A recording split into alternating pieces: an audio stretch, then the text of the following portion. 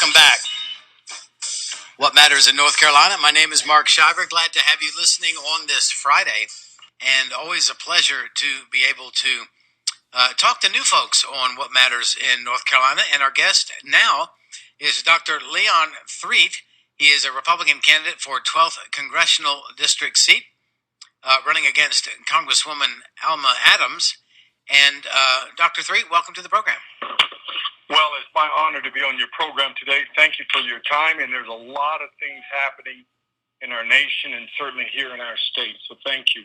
Well, there certainly are. And we're having you on today, certainly on the heels of an African-American shot in Louisiana by law enforcement, an African-American shot by law enforcement in Minnesota, multiple white law enforcement officers killed last night in Dallas by a shooter who reportedly has said, "I just wanted to kill some white cops," or something to that effect. And then minutes ago, got an alert here that Fayetteville has received 60 threats. The Fayetteville law enforcement has received 60 threats over the last 6 hours, and now there are reports that a police officer in Missouri has been shot on a routine traffic stop. Dr. Threatt, you are a candidate for Congress. If you were in Congress right now and all of this craziness were going on in the matter of 4 or 5 days, what kind of thoughts would you be having, and is there a solution to this sort of thing? Well, I think there certainly is. First of all, we need strong leadership, and that has been absent for some time.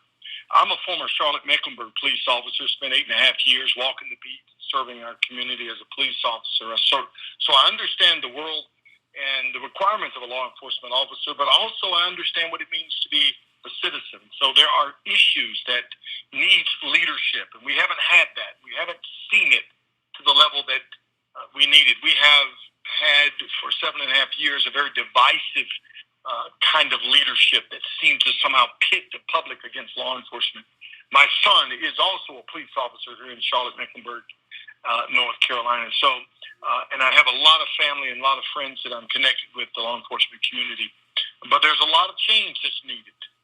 And this whole divided of our communities against law enforcement against the community needs to be addressed. As a congressman, I certainly would be representing all of our communities. See, we've got to have leadership that knows how to deal with the suburban issues and the urban issues. We need leadership that can voice and speak to the uniqueness of each of our segments of our community, and we haven't had that. We haven't had it in some time. We've had the absence of strong leadership, which gives way and vent to this kind of divisiveness that we've seen in our nation. Well, our guest is Dr. Leon Threatt, who is a Republican candidate for 12th congressional seat, the district in North Carolina, a district that has been featured nationally for its odd shape. I think it's like 10 feet wide at one point. Is that correct? It was. The courts required the North Carolina General Assembly to redraw all 13 districts. It did so in January, February, and at the present, the 12th Congressional District is solely in Mecklenburg County. So we have a completely new district, and it's all in Mecklenburg County, 780,000 residents, citizens that we represent here in the 12th, and I'm looking forward to serving all of Mecklenburg County. Well, it would appear to me, and I just think this would make common sense, that and I've always felt this way, that candidates ought to have to live in their district, but apparently in Congress, congressional elections, that's not the case. You're right. Well, it has its pros and cons. When the districts are constantly redrawn, as we have seen over the years, it would make it very difficult to properly represent your district if it's being redrawn every so many years. But I do think that every representative needs to be able to identify with the citizens that they represent.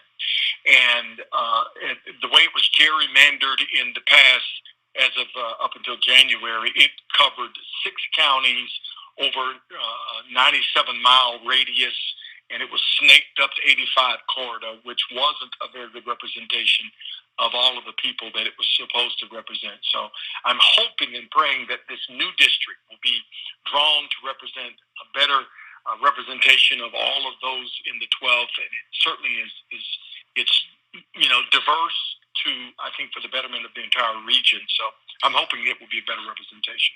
Now, as I understand it, Alma Adams is the Democrat candidate. She does not live in the district, but she is an incumbent of sorts, at least in having been serving in Congress for a short while prior to this election. So, in terms of gun control, I'm just waiting for the president or somebody else to come out and make a big push for gun control. In fact, the political blame game has already started, right? And the president and those that believe in gun control would say things like what he said, quote, "We also know that when people are armed with powerful weapons, unfortunately it makes attacks like these more deadly, more tragic.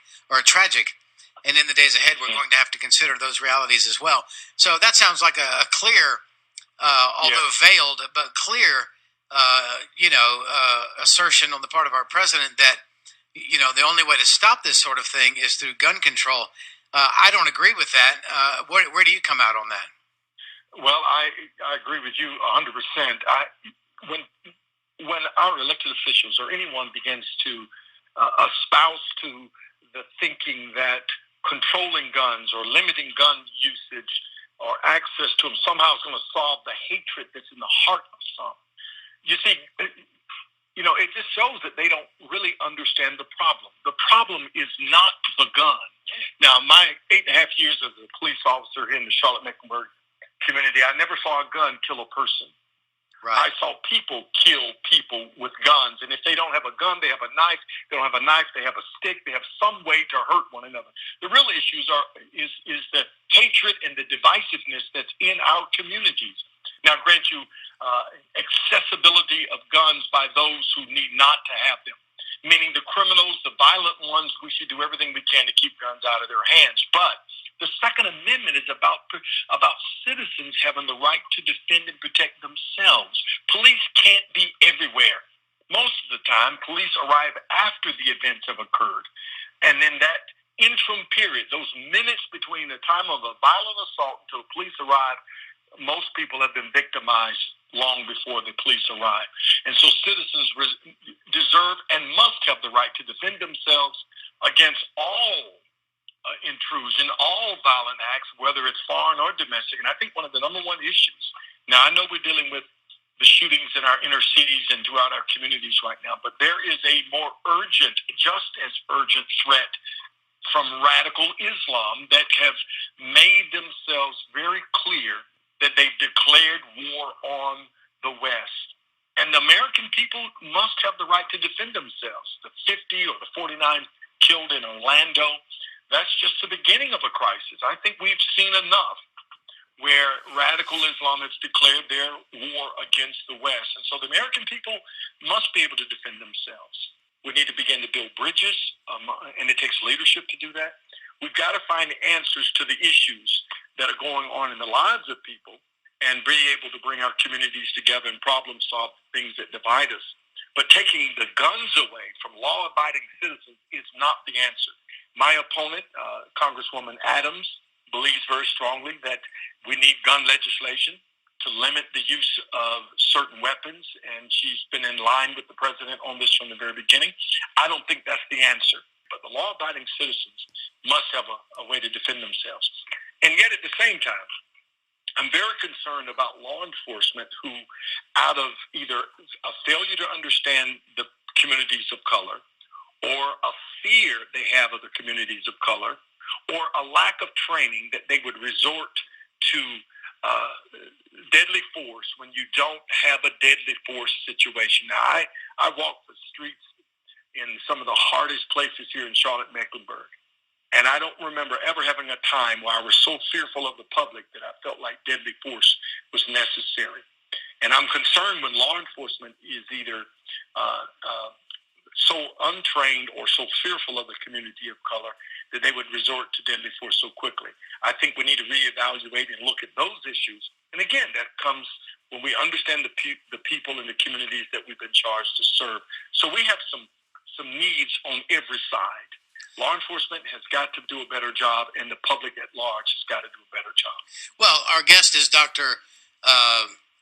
Leon Threatt here on What Matters in North Carolina here on the Freedom Action Network. Now, let me just ask you this, not as a candidate per se, but just as somebody who used to wear the uniform. When you went out on patrol and suddenly you found yourself in a situation that was dangerous, when you look at these guys in these situations, and now with phones and body cameras and dash cameras, we see this stuff in our living rooms.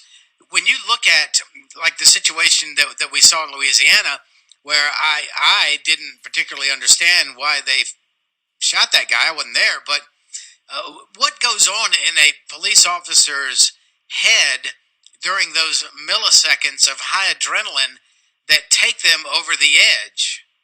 Can you comment on that? Do you understand what's at work there? I do.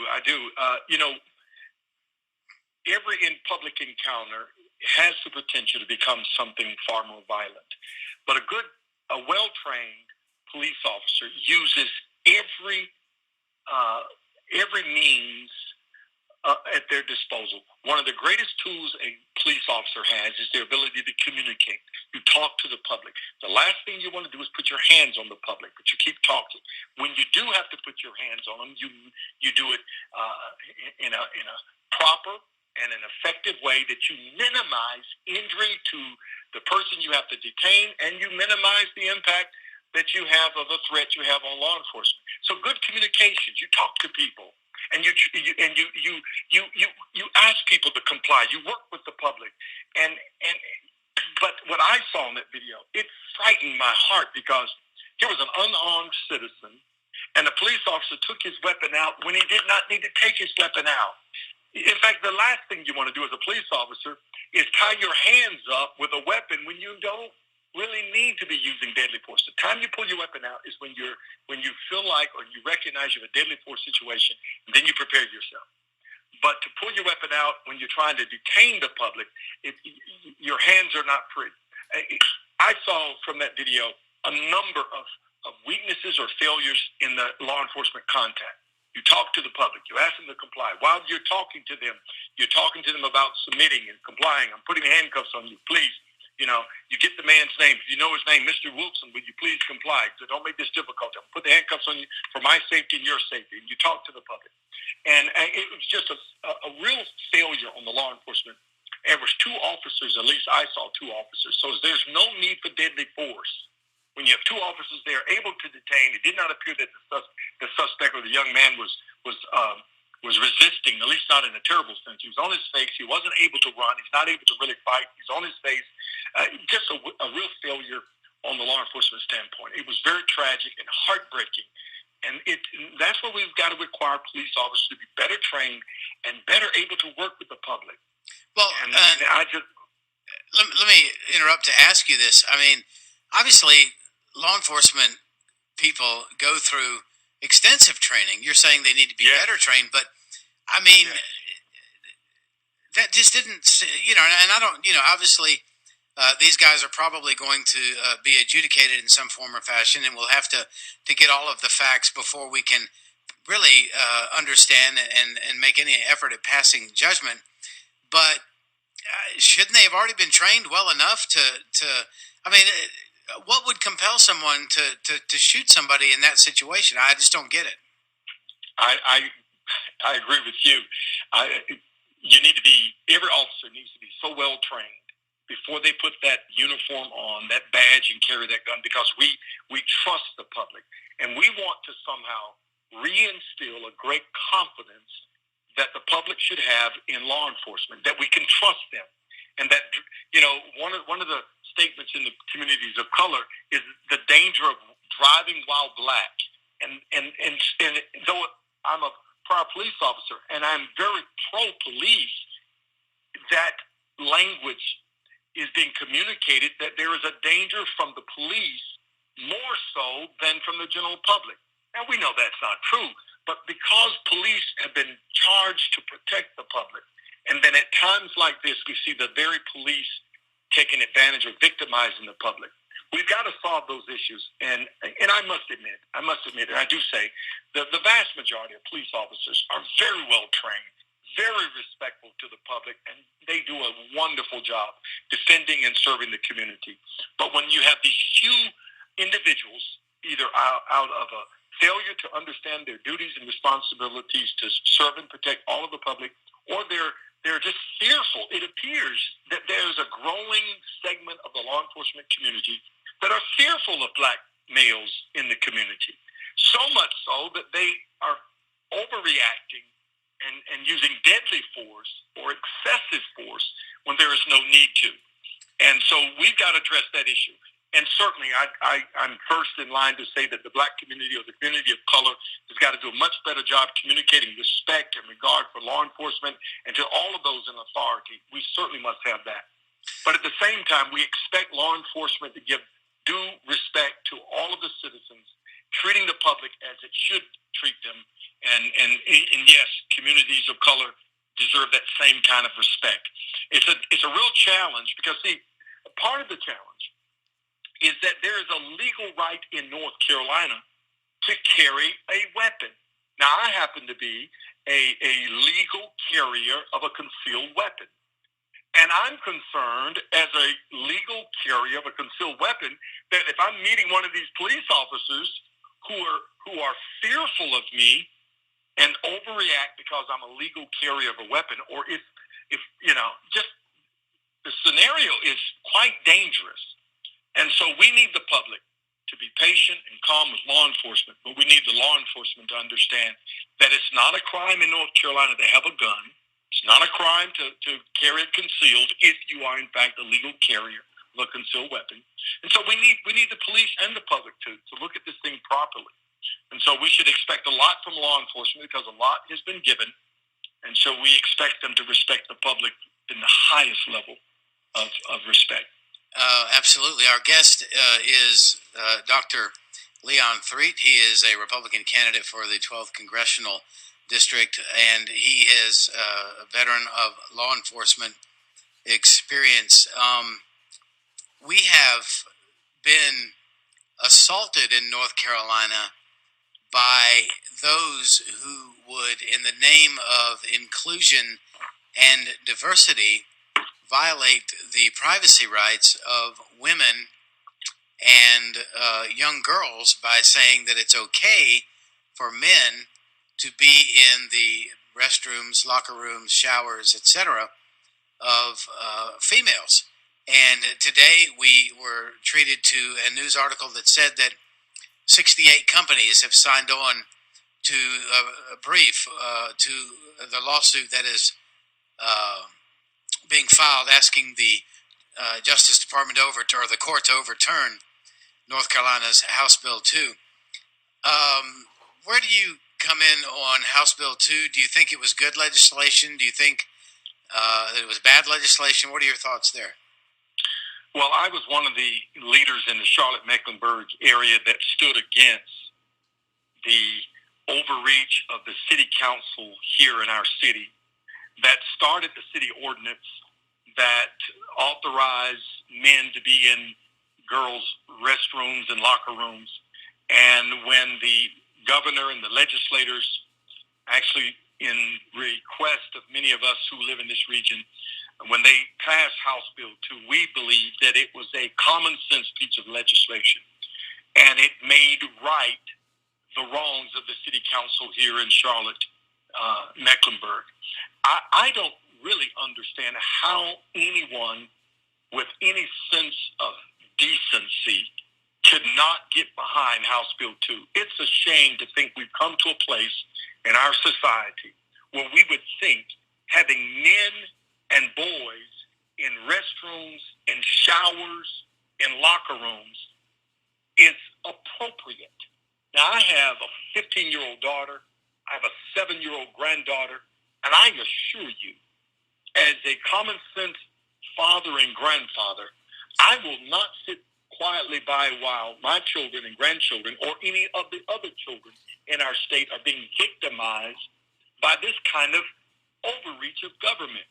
And yes, if the president so chooses to try to press this, if the business community thinks they want to press this, then I would like to think that common sense citizens of North Carolina would stand our ground and say, this is common sense. We just don't do this. And to see our Mecklenburg County School Board and the superintendent of the Charlotte Mecklenburg schools in defiance to the law. House Bill 2 is the law of North Carolina.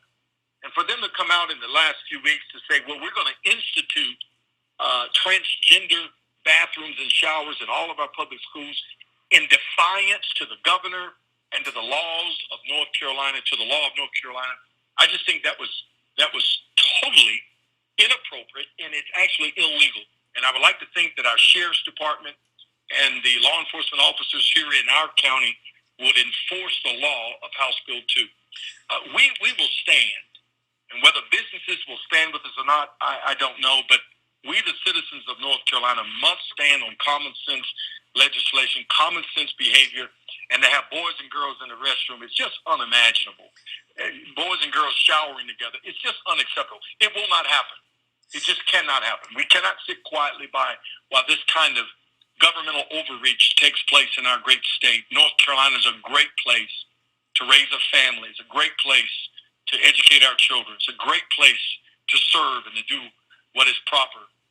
And I just cannot imagine that we're permitting these kind of things happening in our state. Well, I certainly do agree with you there, Dr. Threatt. Your website is Leon Threatt, and that's spelled THREATT.com. It's been a pleasure. Unfortunately, we've run out of time. I'd love to have you back again as a guest and talk some more about things that you apparently are very well versed in, and love to get your insight on some other issues. Unfortunately, we're out of time. But thank you very much for joining us here on What Matters in North Carolina. Thank you for the opportunity. Yes, sir. Well, I hope you have a great weekend. And once again, it's LeonThreatt.com. Well, we are at the end of another show, and we appreciate you listening. You can go to freedomactionnetwork.com and listen to the show anytime as a podcast. You can download it there. Send the website link to your friends and family members. Tell them about the show. You can also find us in the iTunes and Google Play stores as well. We look forward to talking to you again on Monday. Until then, hope you have a great weekend. Bye.